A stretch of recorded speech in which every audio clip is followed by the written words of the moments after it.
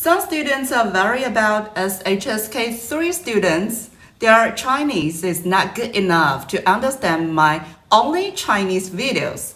No, you should believe you can do it.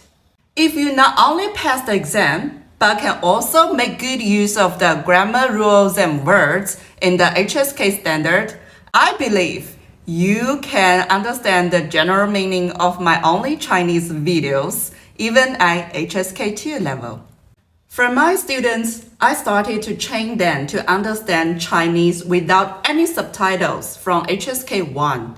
I can speak slowly and clearly, but the key point is they have to understand with their own effort.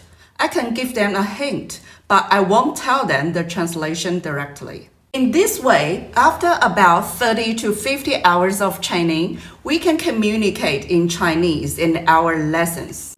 Today, I got a permission from my HSK1 students to record a part of our lesson and show you what it looks like. You'll benefit from it if you practice your Chinese listening and speaking from the beginning.